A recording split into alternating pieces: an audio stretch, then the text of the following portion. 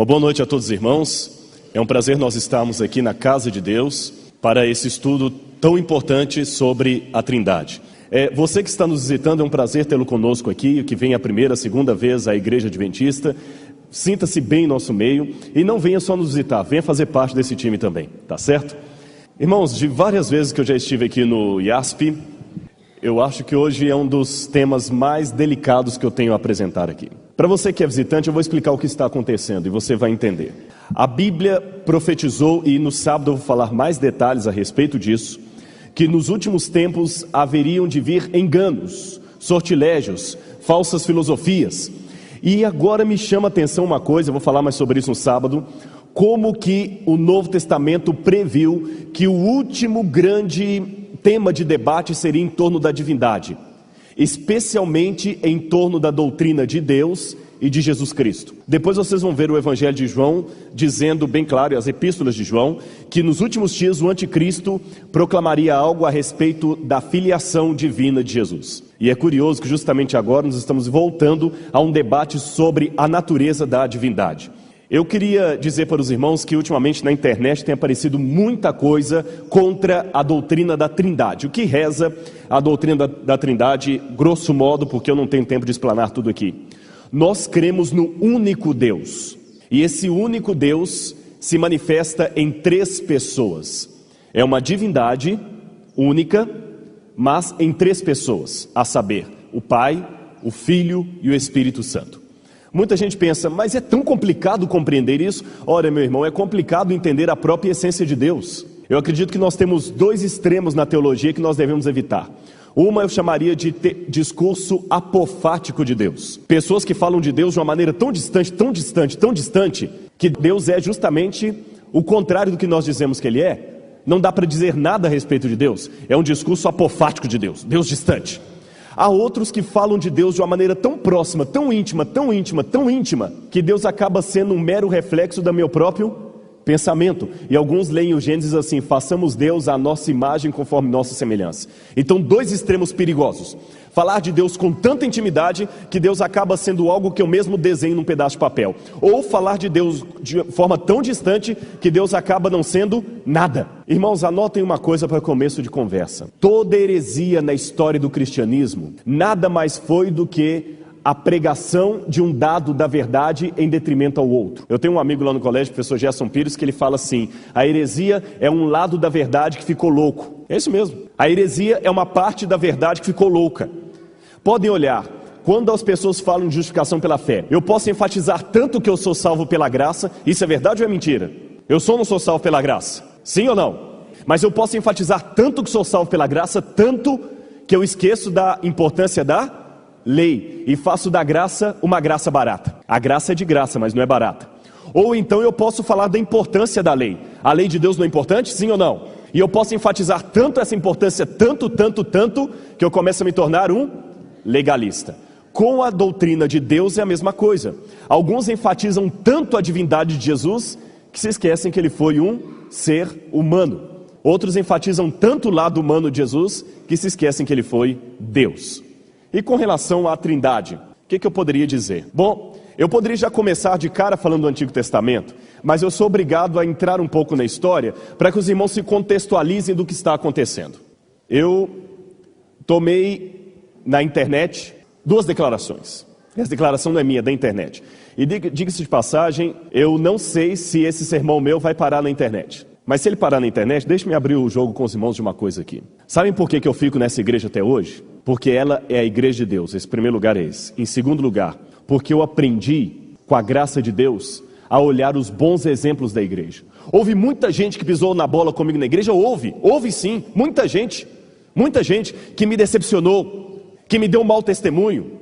Mas eu aprendi uma coisa: nós temos um mau vício de fazer o seguinte: 1000 pessoas lhe fazem o bem, você esquece. Uma lhe faz o mal, você fica o resto da vida lembrando daquela pessoa, indo para o médico tendo que tratar daquele trauma. Então eu aprendi o seguinte: se eu falar que a igreja não presta porque eu vi um membro da igreja dando mau testemunho, eu estou sendo injusto com uma irmã querida que eu tenho lá em Belo Horizonte, que eu lembro até hoje, a irmã Hilda, que uma época que eu não tinha dinheiro nem para ir para a igreja, ela me dava ticket de ônibus para eu ir para a igreja.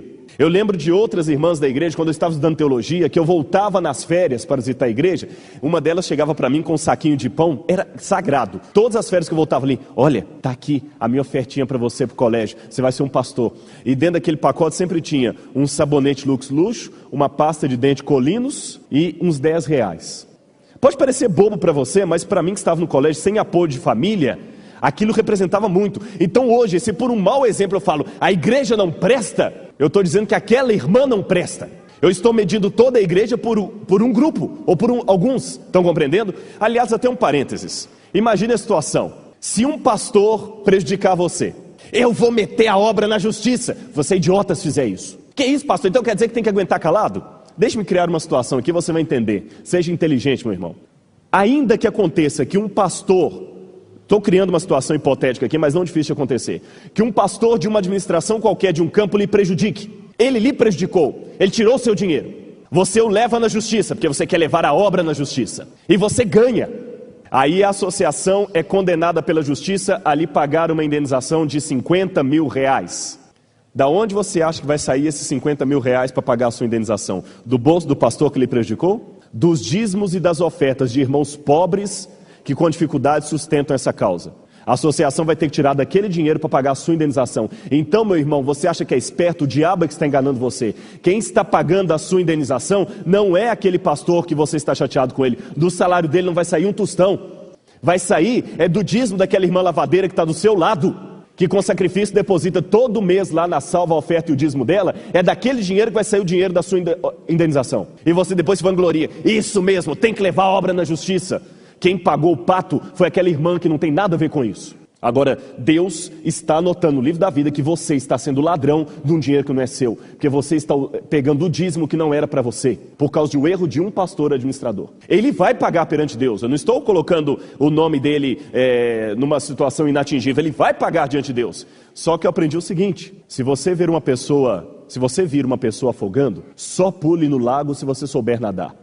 Se você não souber nadar, não pule, serão 2 afogados. Eu admiro muito todos vocês, mas como eu não sei nadar, se algum de vocês estiver afogando, se eu não tiver como buscar ajuda, eu não vou pular ali, porque vão ser 2 famílias chorando no dia do velório. Então, se alguém da obra está errando, deixa ele errar sozinho, porque ele vai pagar a Deus. Agora, se você erra junto, são 2 para aquecer o lago de fogo e enxofre. E eu fico chateado porque algumas pessoas, às vezes, e quando eu digo que eu estou na igreja porque eu acredito em Deus e eu não olho pelos maus exemplos, eu fico triste pelo seguinte: eu lutei muito para ser um adventista. Eu perdi minha família, meu pai me expulsou de casa quando me tornei adventista. Alguns já sabem a minha história aqui mais ou menos. Minha esposa não conhece a sogra dela até hoje. A minha família mandou escolher entre a igreja e a família, e eu escolhi Jesus, e não me arrependo disso. Agora, quando eu resolvi ser um adventista, eu falei, que bom que eu vou ser um adventista do 7º dia, que eu amo essa igreja. E eu esperava que eu chegasse aqui, estava todo mundo na mesma intenção. E quando eu fui estudar, alguns perguntam, por que você vai fazer um mestrado, um doutorado na Universidade Católica? Porque eu queria ter convicção de que o que eu acredito aqui realmente é verdade. Se for verdade, vai ter que passar pelo crivo de uma universidade católica. Por isso que eu preferi defender lá e não na Andrews. Se eu chegar na Andrews e falar assim, tem que guardar o sábado, isso poderia ser um pouco chover no molhado. Todo mundo ali sabe disso, por isso que eu tentei defender na Igreja Católica. E as minhas 2 teses de mestrado e doutorado foram provando doutrina adventista lá dentro, sobre a imortalidade condicional da alma e outras coisas assim. Agora eu fico achando interessante que um ex-pastor, com quem eu procurei trocar uns e-mails no início, que estava começando os sites dele na igreja, tentando orar por ele, orei por ele, ofereci minha casa para ele vir me visitar, e de repente ele nem se lembra disso. Chamado Hermelindo Robson Ramos. Um dia publica na internet dúvidas com relação à minha pessoa.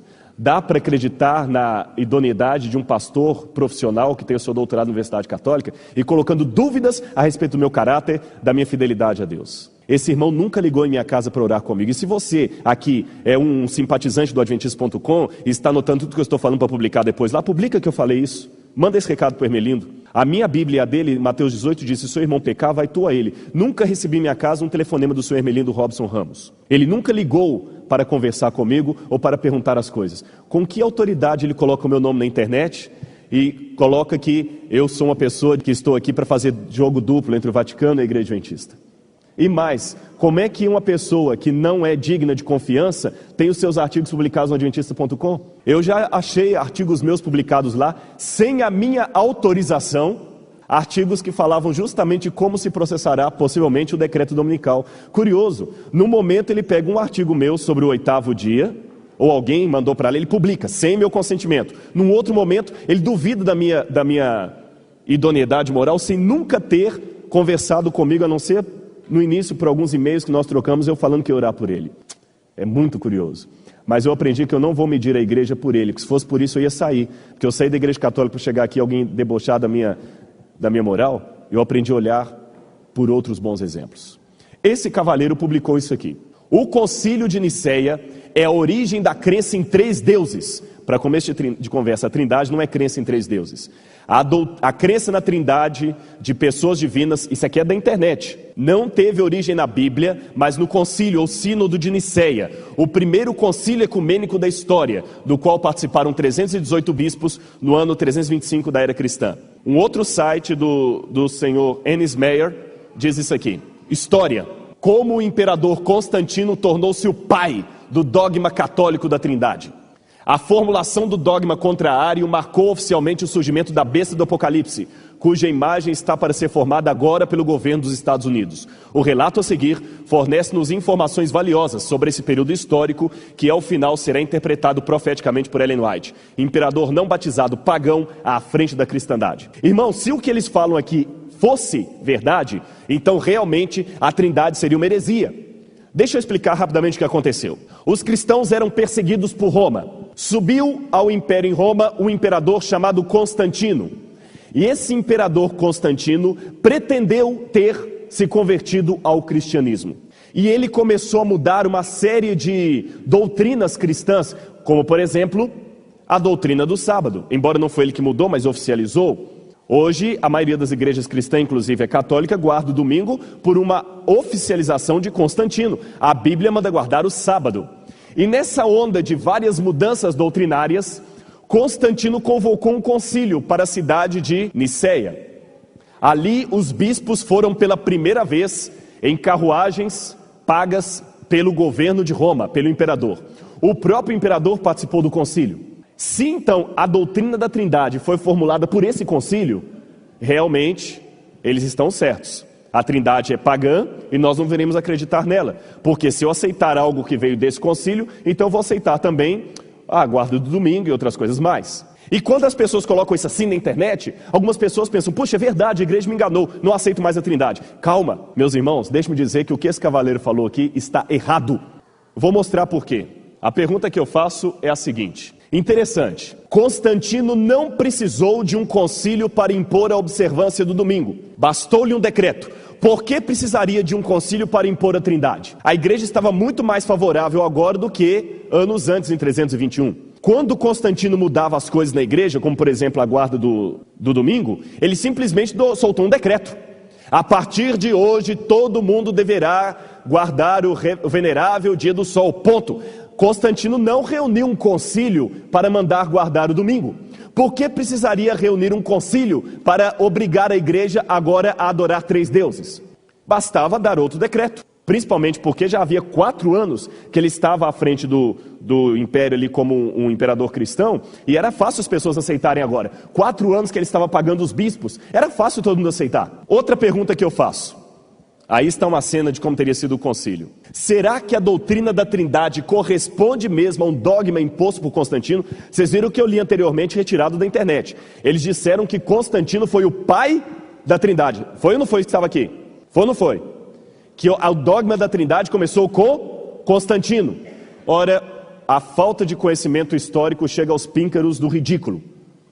O conceito da trindade existia muitos anos antes de Niceia. O primeiro a usar o nome trindade foi Tertuliano, no ano 150. Tertuliano morreu no ano 225. O concílio se deu 100 anos mais tarde. Tertuliano nem conheceu Constantino, Constantino nem tinha nascido. Então, como é que a pessoa publica na internet lá assim: Constantino, pai do dogma da trindade, sendo que esse já era um conceito que a igreja tinha 100 anos antes? Outro detalhe: os mesmos conceitos do credo de Niceia já estão em Irineu de Lyon, que viveu mais ou menos de 115 a 177. A minha dissertação de mestrado foi sobre Irineu. E deixa eu falar com vocês a importância de Irineu. Irineu, quando veio para a igreja, ele recebeu estudos bíblicos de um homem chamado Policarpo. Esse homem chamado Policarpo foi discípulo do apóstolo João. Entenderam a proximidade? Irineu veio para a igreja porque quem deu estudo bíblico para ele foi Policarpo. E Policarpo foi discípulo direto de João. Então Irineu ouviu coisas que Policarpo contou ter aprendido do próprio João. E Irineu ensinava que Jesus era Deus e que havia o Espírito Santo. Então, muito antes de Niceia, a igreja já formulava os conceitos trinitários. Eu só dei 2 exemplos aqui por causa do tempo, eu podia falar de muito mais. Outros fatos que nós temos que considerar com relação a Niceia. O que aconteceu com Constantino? Constantino, quando começou a dominar o Império Romano e atrair o cristianismo para ele, queria que o Império fosse unido. Mas começou uma briga no Oriente. 2 bispos começaram a brigar. Um deles chamado Ário, o outro chamado Alexandre. Por quê? Vou explicar daqui a pouquinho. Ário tinha ideias diferentes sobre Deus. Ário pensava que Jesus não era Deus como Deus Pai, que Jesus era um Deus menor, criado pelo Deus Pai, entenderam? Jesus era um Deus de segunda categoria, que foi criado, ele emanou do Deus Pai. E Alexandre, não, Jesus é uma igualdade com o Pai. Começou essa briga deu um racha na igreja. Constantino não queria realizar concílio nenhum, primeiro porque ele nem entendia o problema. Constantino não tinha conhecimento teológico para saber a profundeza do que estava sendo discutido. E existe uma carta que ele mandou para o bispo de Córdoba, que é Ósio, e ele dizia assim: Constantino, essa é uma questão sem proveito. Então Constantino não queria montar o concílio. Por que ele foi obrigado a montar? Ele tinha acabado de vencer Licínio, ele precisava manter o império unido. Então Ósio chegou para ele e falou: Constantino, faz um concílio e reúne esse pessoal para chegar a um denominador comum, senão vai ter um problema sério. Por isso que ele reuniu o concílio, e não porque ele queria impor o dogma da Trindade. Agora, olha que interessante, de onde que surgiu isso? Olha o que diz Ellen White. Leiam todos juntos comigo, o texto do Grande Conflito, página 56. Mesmo antes do estabelecimento do papado, os ensinos dos filósofos pagãos haviam recebido atenção e exercido o quê? Quem que eram os ensinos dos filósofos pagãos? Ora, era o ensino dos filósofos gregos, e eu fiz filosofia. Isso aqui significa o seguinte: os gregos tinham um problema que chama dualismo. Presta atenção em mim que os irmãos vão entender facilmente. Os gregos, esqueçam o cristianismo, os gregos pensavam assim: a matéria é má, porque a matéria pode ser destruída, a matéria morre, não é isso? A matéria sofre. Mas eu imagino na minha cabeça um mundo sem sofrimento. Você não imagina na sua cabeça? Note, os gregos não tinham a Bíblia, eles tinham só a cabeça deles. Eu imagino um mundo sem morte, sem destruição. Se eu imagino, é porque esse mundo existe em algum lugar. Não é aqui, mas em algum lugar esse mundo existe. E se existe um Deus, esse Deus não pode ter criado a matéria. Porque se Deus criou a matéria, então Deus é, em último caso, assim pensavam os gregos, o responsável pela existência de quê? Do sofrimento, do mal, do pecado. Porque eu vejo um cachorrinho morrendo, eu pergunto: puxa, foi Deus que criou o cachorrinho? Então Deus criou o cachorrinho sabendo que o cachorrinho ia morrer, Deus é culpado da morte do cachorrinho. Assim pensavam os gregos. Então eles pensavam assim: eu só posso acreditar na existência de Deus se eu acreditar que Deus não criou a matéria. É curioso que o espiritismo hoje usa o mesmo raciocínio. E eu conheço um rapaz ex-adventista lá no Espírito Santo, que hoje ele é espírita. E ele falou: eu só fui o espiritismo por uma coisa: se eu parar de acreditar nesse modelo, eu paro de acreditar no amor de Deus, porque eu não consigo compreender por que Deus permitiu que viesse à existência uma criança com câncer. Todo mundo entendeu o problema dos gregos? A matéria é má, então Deus não pode ter criado a matéria. Mas vem cá, se Deus não criou a matéria, como é que a matéria surgiu? Os gregos davam uma explicação. Sabe qual é a explicação deles? De Deus houve várias emanações, vários eons. Imagina como uma pedra que cai no meio de um lago, e quando a pedra cai, o que acontece em volta da pedra? Vão dando aros, não é isso? De Deus foram emanando, essa ilustração aqui mostra isso aí, de Deus foram saindo raios de glória. E esses raios eram tão gloriosos que eles começaram a ser moradias de seres que saíram de Deus, que foram criados por Deus. Esses deuses criados por Deus para morar nesses raios eram deuses menores. Eram deuses, mas não no sentido pleno, deuses que foram criados. Um desses deuses que foram criados, chamado Demiurgo, criou a matéria. Então, quando você fala Deus existe, existe. Então por que a matéria é má? Porque não foi Deus que criou a matéria. Quem criou a matéria foi um Deus menor, criado pelo Deus maior, e esse Deus eles chamavam de Demiurgo. É um artífice. Então quem criou a matéria foi um Deus menor. Esse Deus menor, ele é falho.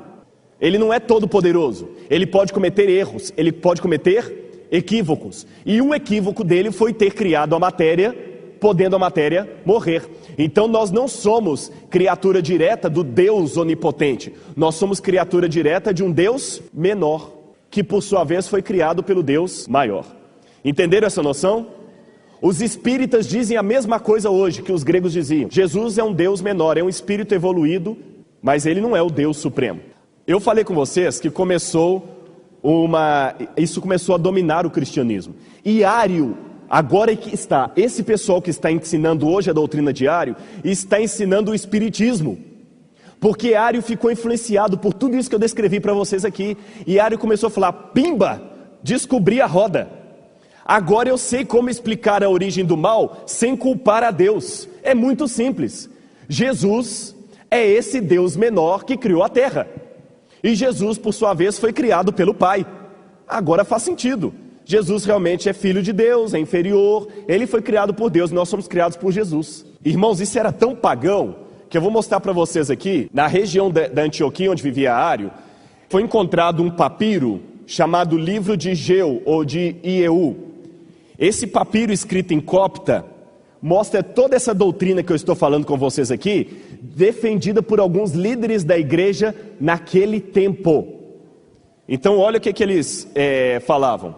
Que Jesus foi criado e Jesus era o Deus principal dos outros deuses criados pelo Deus maior. E que Jesus se faz presente no mundo físico pelo seu espírito, pneuma, que é a sua energia. O conhecimento disso, gnose, prepara os homens para o retorno a Deus quando Ele vier. Esses manuscritos foram encontrados em 1769 por James Bruce. Os irmãos entenderam o paganismo disso? Havia gente dentro da igreja ensinando isso. E Ário ficou influenciado por isso. Isso, irmãos, é paganismo. Isso é espiritismo. Quem ensinava isso era gnose. E hoje, algumas pessoas estão tentando ressuscitar isso dentro da igreja. Isso aqui é uma cópia desse manuscrito datado do 3º século. O Deus Supremo aqui no meio, as emanações dele, cada emanação contendo um Deus menor. E um desses deuses que estavam aqui menores criou o planeta Terra. Olha aqui a capa do livro, a mesma coisa. Eles falam do Deus Supremo, e aqui o Deus menor, que é Jesus, Alfa e Ômega, o responsável pela criação do mundo. Então o mundo é mau? É. O mundo é fruto de um desastre do Criador? É. O Criador cometeu um equívoco? Sim. Mas como o Criador cometeu um equívoco? Que o Criador foi um Deus menor. Um Deus chamado Jesus. Enquanto o cristianismo era a democratização do mistério de Deus, admitindo que Deus é um mistério, o gnosticismo, essa doutrina aí, ensinava o contrário. Que Deus tem que ser plenamente conhecido por aqueles que são entendidos. Foi por isso que aquele grupo foi para lá, para Niceia. Então, um grupo dos arianos, liderado por Ário e Eusébio de Nicomédia, dizia o seguinte: Cristo é semelhante ao Pai, mas ele não é um com Deus. O que o pessoal do Adventistas.com está ensinando hoje é justamente essa doutrina aqui. Havia um segundo grupo, contrário a Ário, liderado por Alexandre, aquele que eu falei com vocês, ex-bispo de Ário, e Atanásio. Diziam, não, Cristo é da mesma substância que o Pai. E um terceiro grupo, semi-ariano, eram a maioria, simplórios, liderados por Eusébio de Cesareia. Agora, interessante, Eusébio e Ário. Eusébio não tinha sua posição muito bem definida, e ele era ariano, e com ele estava a maioria. Então Eusébio apresentou um credo, Constantino interveio e falou, olha, muda essa palavrinha aqui, põe aquela outra, e o credo saiu. Agora o curioso é o seguinte, Eusébio de Cesareia, presta atenção que essa informação é importante. Eusébio, que escreveu o credo de Niceia, depois voltou a ser discípulo de Ário. Então quem escreveu o credo de Niceia não acreditava na Trindade, senhor Hermelindo Robson Ramos. Quem escreveu o credo de Niceia, Eusébio de Cesareia, era discípulo de Ário. E olha o que diz Ellen White sobre Eusébio de Cesareia. Eusébio, bispo que procurava o favor dos príncipes e era amigo íntimo e adulador de Constantino. Peraí, se Eusébio era amigo íntimo de Constantino, Eusébio acreditava no arianismo e foi ele que escreveu o credo, como é que o pessoal está querendo acusar o credo de Nicéia como sendo o introdutor da doutrina da Trindade? Eu faço uma pergunta: por que Eusébio não defendeu a Trindade para agradar o imperador, já que, como eles disseram, foi o imperador que queria colocar o dogma da Trindade na igreja? Ou, por que o imperador não defendeu o arianismo, que gozava de maior simpatia de Eusébio, que era protegido por ele? Ário tornou-se posteriormente protegido do próprio império, que defendeu o credo, os que defenderam o credo niceno e que perderam a força. Outro detalhe: o principal defensor de Ário e de tudo que o pessoal está colocando aí contra a Trindade, essa informação eu queria que você anotasse, porque eu queria uma explicação deles. O principal defensor da doutrina de Ário, que essa doutrina está sendo pregada na internet aí hoje, foi o homem que batizou Constantino na morte dele. Peraí, agora deu um nó na minha cabeça. Se Constantino queria enfiar goela abaixo da igreja a doutrina da Trindade, por que quem batizou Constantino foi um homem que não acreditava na Trindade? Que pelo contrário defendia o partido contrário? Por que o homem que redigiu o credo de Nicéia era um homem que não defendia a Trindade? Então não faz sentido dizer que Constantino defendia a Trindade. Note como o credo ficou vago. Cremos em um só Deus, esse é o credo de Nicéia. Pai onipotente, Criador de todas as coisas, invisíveis e visíveis, e em um só Senhor, Jesus Cristo, o Filho de Deus, gerado pelo Pai, unigênito, isto é, da mesma substância do Pai, Deus vindo de Deus, luz vinda da luz, Deus verdadeiro vindo do Deus verdadeiro, gerado, não feito, de uma só substância com o Pai, pelo qual foram feitas todas as coisas, as que estão no céu e as que estão na terra, o qual por nós, homens, e por nossa salvação, desceu e se encarnou, e fez homem, e sofreu, e ressuscitou ao terceiro dia, subiu ao céu, e novamente deve vir para julgar os vivos e os mortos, e no Espírito Santo. Deixa eu fazer uma perguntinha para vocês. Não confunda o credo niceno com o niceno constantinopolitano, aquele que é rezado na Igreja Católica, tá? Aquele é posterior. Vocês notaram que esse credo ele é dúbio, ele é superficial? Outro detalhe: alguém viu na leitura desse credo a palavra Trindade? Como é que o camarada me escreve na internet que o Concílio de Nicéia trouxe a doutrina da Trindade para a igreja, se no credo de Nicéia nem aparece a palavra Trindade? Os irmãos entenderam o meu argumento? Oi? Na Bíblia também não aparece a palavra milênio, na Bíblia não aparece a palavra... Sim. Veja bem, irmão, na Bíblia não aparece a palavra milênio, na Bíblia não aparece a palavra temperança, na Bíblia não aparece várias palavras que nós temos no cristianismo hoje. Agora o ponto que eu quero colocar é o seguinte: se Nicéia foi o responsável pelo advento da doutrina da Trindade na igreja, por que a palavra Trindade não aparece no credo de Nicéia? Essa é a resposta que eu queria. Se Nicéia trouxe a doutrina da Trindade, a palavra Trindade deveria aparecer nisso aqui. Agora veja bem, eu quero uma resposta para isso. Falar assim, a doutrina da Trindade a palavra Trindade não aparece na Bíblia, isso não responde à pergunta que eu fiz. A pergunta que eu fiz é: se o credo de Nicéia trouxe a doutrina da Trindade para a igreja, por que a palavra Trindade não aparece nesse credo?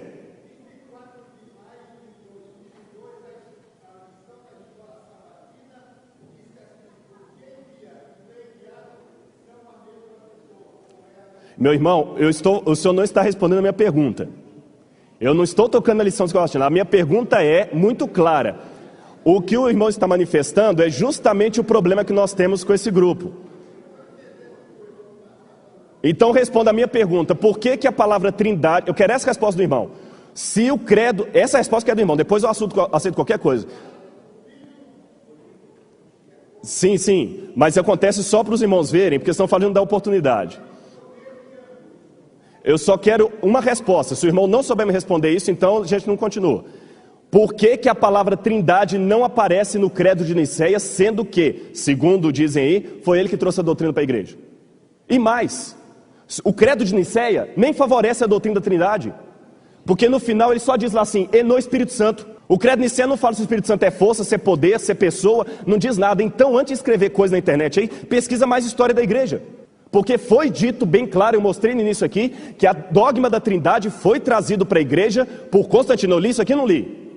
Por Constantino e através do credo de Niceia. Eu estou mostrando que o credo niceno não falou nada de Trindade. Nem o nome Trindade aparece lá. Como é que a pessoa escreve uma coisa dessa?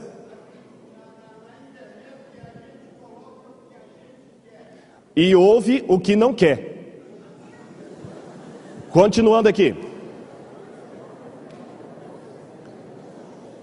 A maioria... Não, meu irmão, eu estou falando para quem coloca essas coisas. Sim. Tá certo, meu irmão. Agora eu disse, não foi para o senhor. Entender, mas eu vou colocar. Mas o senhor é inteligente, o senhor entendeu. O que eu quiser é isso mesmo. Qualquer pessoa na internet pode escrever o que quer, mas vai ter que ouvir o que não quer. Porque para escrever tem que provar. Tem que provar. Agora aqui. Deixa eu continuar aqui, porque senão não vai dar tempo de a gente continuar. Atanásio lançou 2 argumentos com ar. Eu vou precisar de mais 15 minutos, que eu quero entrar na parte bíblica, mas essa parte histórica ela é importante. Presta atenção. Se Cristo é um ser criado ou emanado, então ele não é Deus plenamente. E somente Deus poderia salvar a humanidade. De fato, Ellen White fala isso, que até os anjos queriam e não puderam. Se Cristo é um Deus menor e criado, então o que Ario está me sugerindo é adorar a criação. E adorar 2 deuses. Um Deus maior, Deus Pai, e um Deus menor, Cristo. Politeísmo. O próprio Hermelindo Robson Ramos escreveu lá na internet, quando alguém perguntou assim, Jesus é igual ao Pai? Não, Jesus é um Deus menor. Se Jesus é um Deus menor, então ele é um segundo Deus. Então eles é que adoram 2 deuses, eu adoro um só. Isso é politeísmo. Se eu adoro Deus Pai, um Deus, e adoro Deus Filho, Deus menor, eu estou adorando 2 deuses. Isso é politeísmo. Continuando. A base bíblica para a Trindade, ao contrário do que o irmão Nelson falou, no Antigo Testamento, sim, amanhã nós falamos do Novo. Amanhã vai ser mais rápido, porque eu não vou precisar dessa introdução histórica que eu gastei algum tempo dando aqui. Vamos à Bíblia. Referências plurais de Deus. Vou pedir aos irmãos para sermos bem rápidos, eu não quero passar de 15 minutos agora. Deus fala de si mesmo no plural. Gênesis capítulo 1, verso 26. Façamos o homem à nossa imagem, conforme nossa semelhança. Tenha ele domínio sobre os peixes do mar, sobre as aves do céu, sobre os animais domésticos, sobre toda a terra e sobre todos os répteis que rastejam sobre a terra. Criou, pois, Deus o homem à sua imagem. A imagem de Deus os criou. Compare com Isaías 40, 14. Vejam bem, a Bíblia fala no plural. Façamos o homem à nossa imagem, conforme nossa semelhança. Então Deus estava conversando com alguém. Aí alguém fala assim, não, mas isso é fácil de responder. Deus estava falando com Jesus. Jesus é um Deus menor. Olha o que diz Isaías 40, 14. Com quem tomou ele, Deus, conselho para que lhe desse compreensão? Quem o instruiu na vereda do juízo? Ele ensinou a sabedoria e lhe mostrou o caminho do entendimento? Isaías está falando o seguinte, Deus não precisa se instruir com ninguém, não, ele faz tudo sozinho. Quem deu instruções para Deus? O livro de Jó também. Quem ficou lá indicando Deus, faz desse jeito, faz daquilo? Ninguém, a não ser o próprio Deus. Então, se Deus estava conversando com outra pessoa, essa pessoa não pode ser inferior a ele. Senão a Bíblia entraria em contradição, porque numa parte a Bíblia fala que Deus não tomou conselho com ninguém para criar a terra. Porque ele não precisa de ninguém dando ordens nele, ele é supremo a tudo. Na outra parte ele fala assim, façamos o homem à nossa imagem. Outro texto. Se o irmão prestou atenção nos anúncios, hoje é Antigo Testamento, amanhã é Novo Testamento. Colossenses está no Novo Testamento. Amanhã. Ótimo. Amanhã. Vamos continuar aqui. Irmãos, e mesmo que esteja singular, não vamos colocar a Bíblia em contradição com a Bíblia. Gênesis 3, 22. Então disse Deus, eis que o homem se tornou como um de... Eu não ouvi. Eis que o homem se tornou como um de... Nós. Irmãos, eu não sou professor de português não, mas nós tem que ser pelo menos 2. Pelo menos. Gênesis 11, 7. Quando foi destruir a torre de Babel, Deus disse, vinde. Vinde é plural. Desçamos. E confundamos ali a sua linguagem. Vejam bem, Isaías 6:8 também. Tem mais um texto aqui que eu quero ler. Isaías 6:8. Eu estou lendo muitos textos porque falam que a gente não abre a Bíblia, né? Eles não têm como mostrar na Trindade na Bíblia. Eu não estou mostrando nem 1/3 dos textos que eu poderia mostrar. Isaías 6, verso 8. Depois disso, ouvi a voz do Senhor que dizia: a quem enviarei? Quem há de ir por nós? De novo, Deus fala de si no plural. Quem há de ir por nós? Desçamos, façamos. Gente, olha, eu não posso falar que isso implica numa triplicidade, mas implica numa pluralidade de pessoas. Não pode ser uma pessoa só falando. Outro texto, vamos continuar. Segundo argumento. Uma coisa me chama atenção no hebraico. O hebraico traz verbos, adjetivos e pronomes no singular quando aplicam a Deus. Mas a palavra Deus, Elohim, pode perguntar isso a qualquer professor de hebraico, ela é plural. Elohim é deuses.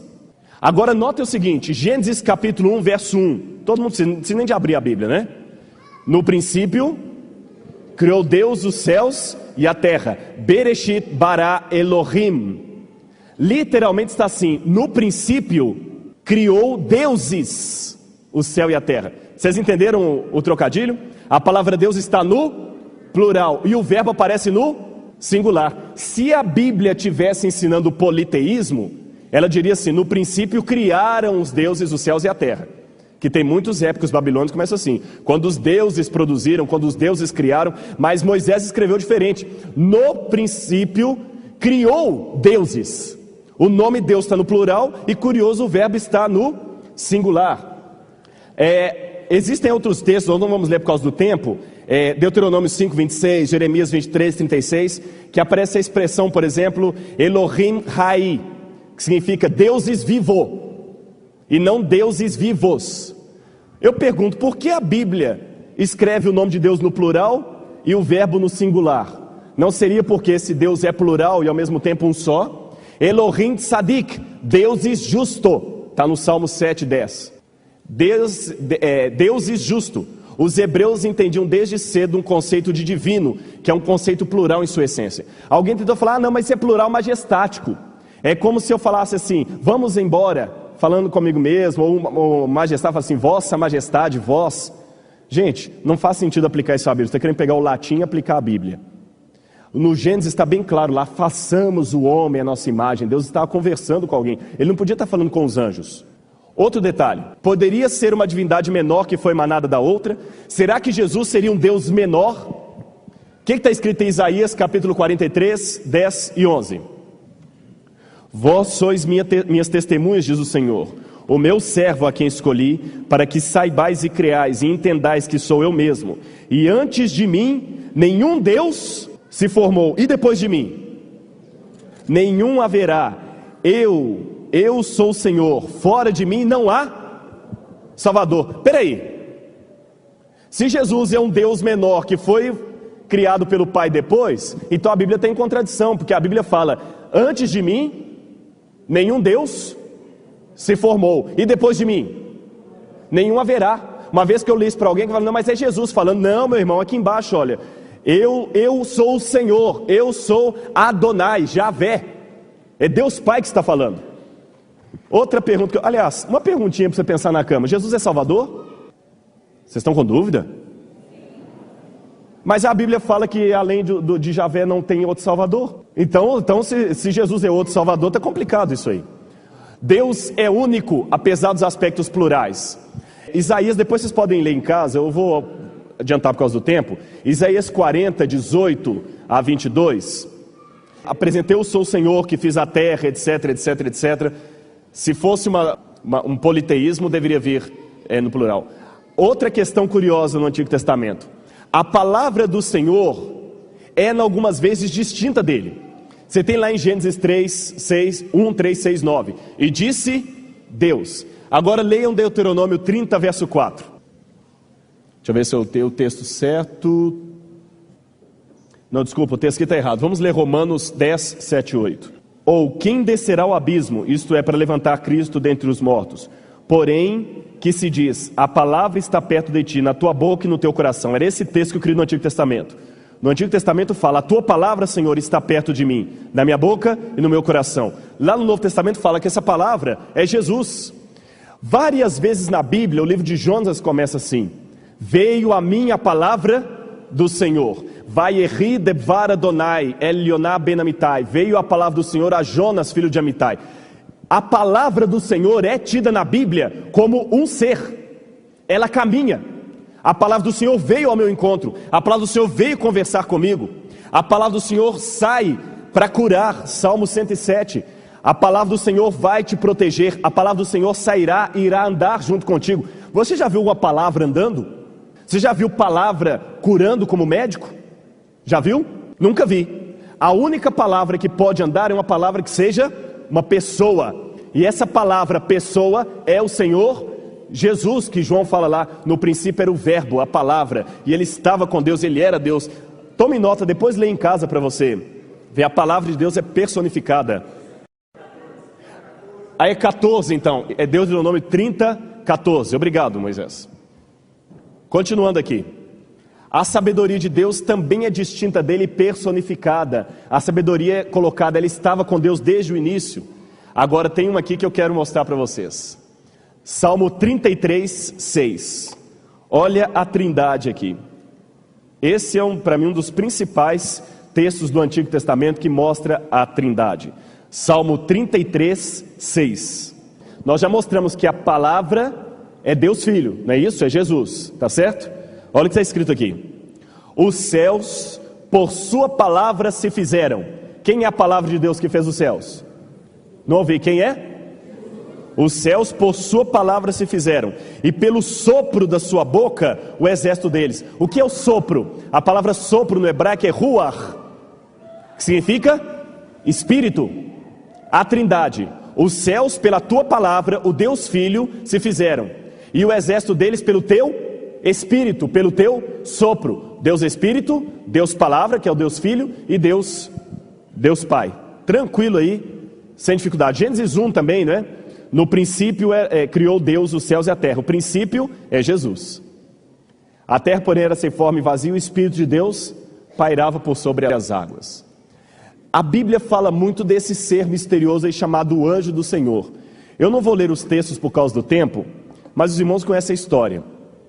O anjo do Senhor é um anjo que aparece, que às vezes se identifica com Deus, às vezes se distingue dele. Por exemplo, o anjo do Senhor apareceu para Abraão e falou: Abraão, sobe no monte Moriá e sacrifica o seu filho. Quando Abraão foi sacrificar o menino, o anjo do Senhor desceu, segurou a mão dele e falou assim: não faz isso, porque agora eu sei que você não me negou o teu filho, que você me obedeceu. Quem estava falando era um anjo? Era o próprio Deus em forma de anjo. E Ellen White, para quem ainda acredita no Espírito de Profecia, diz que aquele anjo era Jesus que ali se apresentava. Jesus também é apresentado como o Senhor. Essas passagens eu queria ler para vocês verem. Zacarias. Deixa eu fazer uma pergunta antes de ler Zacarias. Quem morreu na cruz do Calvário? Jesus? Será que ele é um Deus tão separado de Deus Pai? Zacarias 12, 4 e 10. Zacarias 12, 4. Naquele dia diz quem está dizendo aí? O Senhor. Então é Deus falando. E Deus começa a falar, naquele dia diz o Senhor. E o Senhor vai falando. Quando chega lá no verso 10, diz assim: e sobre a casa de Davi, e sobre os habitantes de Jerusalém, derramarei o espírito de graça e de súplica. Olharão para mim a quem traspassaram. Mas quem estava falando isso? O próprio Deus. Naquele dia olharão para mim a quem traspassaram. Peraí, mas traspassaram a Deus Filho. Mas o próprio Pai fala: olharão para mim a quem traspassaram. Isaías 40, verso 3. Olha bem: vós que clama no deserto, preparai o caminho do... Não ouvi. Preparai o caminho do... Quem é o Senhor? Deus Pai. E lá no Novo Testamento, João Batista prepara o caminho de quem? De Jesus. Então olha que Jesus é identificado quase com o Pai no Antigo Testamento. E vai outros textos mais. O último que eu queria ler com vocês, não tem um importante aqui. Salmo 19, 14. As palavras dos meus lábios e o meditar do meu coração sejam agradáveis na tua presença, Senhor, rocha minha. Não ouvi, rocha minha. Quem é o Redentor? Mas aqui está falando que é o Senhor. Então Jesus é o Senhor. Então se são dois deuses, Qual dos dois que é o Redentor? Estão compreendendo a questão? E para terminar, o último verso, Ezequiel 44, 1 e 2. Esse eu já falei sobre essa profecia aqui. Ezequiel 44, 1 e 2. É uma profecia sobre a entrada triunfal de Jesus em Jerusalém. Então me fez voltar para o caminho da porta exterior do santuário que olha para o oriente, a qual estava fechada. Essa é uma profecia sobre a entrada de Jesus em Jerusalém. Disse-me o Senhor: esta porta permanecerá fechada, não se abrirá, ninguém entrará por ela. Por quê? Vocês estão lendo devagar. Por quê? O Senhor, Deus de Israel, passou por ela. Essa porta que Ezequiel viu era uma porta que dava para o lado oriente de Jerusalém. Um dia Jesus veio montado no jumentinho e passou por aquela porta. Depois disso, a porta foi fechada e está até hoje fechada. É a porta dourada em Jerusalém. Essa foto eu tirei em julho lá agora. Estão vendo a porta fechada aqui? Uns umbrais. Essa é uma porta que data da época de Jesus. Jesus passou por essa porta quando ele entrou no templo para fazer a expulsão dos vendilhões. E a porta está até hoje fechada, como diz a profecia. Mas o que eu quero chamar a atenção aqui não é só para o cumprimento da profecia. É para o detalhe que a profecia diz que a porta estaria fechada, porque quem passou por ela? O Senhor, Deus de Israel. A profecia não falou um Senhor Deus menor. A profecia não falou um Senhor Deus criado, um Senhor Deus mais ou menos. O Senhor Deus de Israel. E quem passou por ali foi Jesus. Irmãos, sabe o que é Jesus para mim? Jesus é Deus, plenamente Deus. E amanhã nós vamos falar mais sobre isso quando eu falar sobre a Trindade no Novo Testamento. Só que Jesus é Deus com o rosto. Uma vez uma mãe estava colocando uma criança no quarto à noite para dormir, e quando ela saiu, ela escutou o pequenino falando assim: mamãe, você não vai me deixar aqui sozinho, não é? Está tão escuro. Eu sei que está escuro, querido, mas Deus está com você. Eu sei que Deus está aqui, replicou o menino, mas eu quero alguém com o rosto. Jesus é um Deus com o rosto. Sabem por quê? Quando eu estudei teologia, eu ouvi muitas coisas complicadas dos meus professores. Eu ouvia dizer que Deus é onipotente, pode fazer qualquer coisa. Eu não entendia Deus. Eu ouvi dizer que Deus é onipresente, está em todo lugar. Eu não entendia Deus. Eu ouvi dizer que Deus é eterno, não teve começo nem terá fim. Eu não entendia Deus. Aí eu ouvi dizer que Deus se fez carne e habitou entre nós. Aí eu comecei a entender a Deus. Porque hoje eu olho para Deus feito carne e eu falo: hoje eu entendo a Deus. Hoje eu posso dizer que eu sou um teólogo, não por causa do diploma, mas porque eu me relaciono com esse Deus que se fez carne e habitou entre nós. Um Deus que sabe o que é sofrer, o que sabe o que é ser cuspido na cara, que sabe o que é padecer, que sabe o que é morrer em prol do pecador. Ninguém menor do que Deus podia morrer naquela cruz por mim. E eu rendo graças e louvores eternos ao grande Deus, o Senhor Jesus Cristo, agora e para todo sempre.